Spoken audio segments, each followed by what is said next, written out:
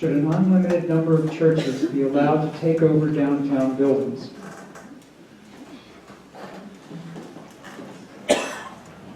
So I think the big concern that I've had there with that question and with that approach is we want to make sure that we're not a town that is discriminating based on religion.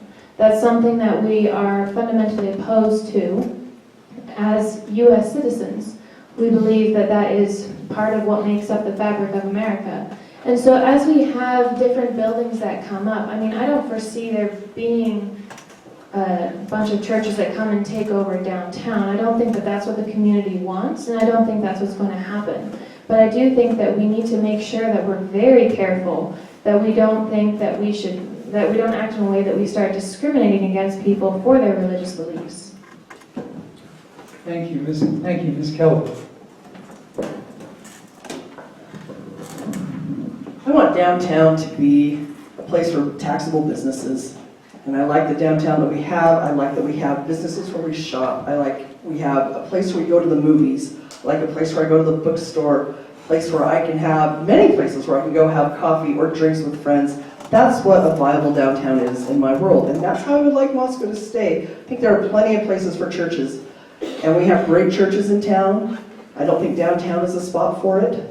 I love the churches that we have. Some of our historic buildings here are churches, and they make me happy as a historic preservationist. I love to see the changes that are going on. I love the work that's done inside a lot of churches.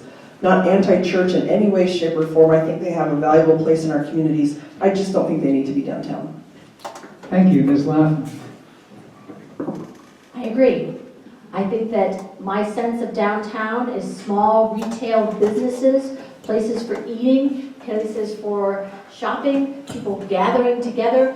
Actually, if you buy your bike at Paradise Creek, you go get ice cream while they fix it up for you. I think that that connection between them is what we need to really promote. There's lots of places where there are churches. We don't need them downtown. What we need downtown is to be a gathering place, a place to do small businesses and to have small eateries. Thank you, Mr. Mitchell.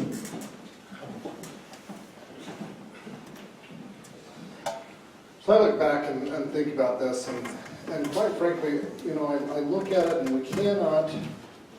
we have to look at the businesses that are wanting to go downtown. We need to look at it and say, okay, is this a benefit? Is it a hindrance? Is it hurting us? Is it hurting them? As Kelsey mentioned, we can't get to the point where we're actually discriminating against someone because of it. But then we got to look at it and say, okay, is it a benefit or is it going to hurt our community? I agree that I love downtown, having all the businesses down there, but it's something you got to really think about as you start allowing different businesses or different churches to step in. You know, I look at, I know this is a huge drastic change, but we have one of our church buildings in New York City that they put on top of another building because it was the only place they could go. It's just so packed down there. So you got to think about that as well. So where can we actually put them there where it will actually mean something? So downtown, I love the idea of having businesses, but we got to be smart about who we let down there and think about what it's going to bring to our community. Thank you, Mr. Akides. Could you repeat that question? Yes. I'm sorry.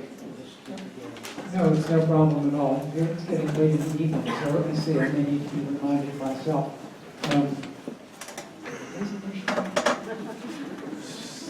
Churches downtown. Churches downtown. Oh, yes, of course. So would you support restrictions on additional churches locating or owning buildings downtown?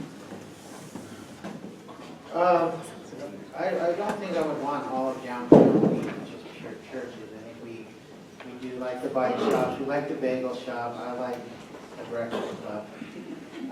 So certainly, the only caution I have is when you make laws against certain things. And so I think a lot of things can be handled case by case. Does this benefit the community? Does this benefit downtown church or otherwise? And so if you just make a straight out ordinance or a law that says, no, you can't do this, I think you might be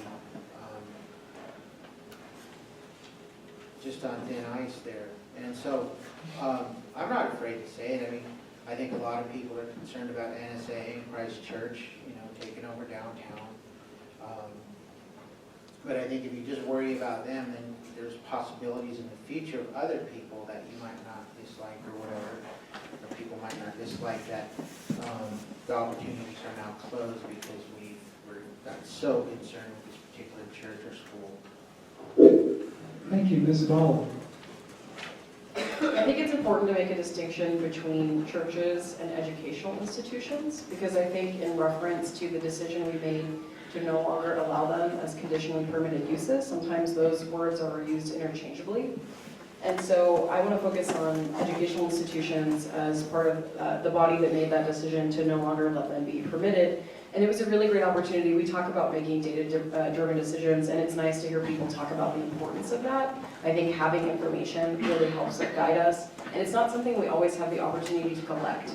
And so I think that a big part of it for me was that protecting what I mean, it's our most commercially intensive district in the city, and our downtown is one of the best assets that we have. It's one of the great things about living here and about visiting here.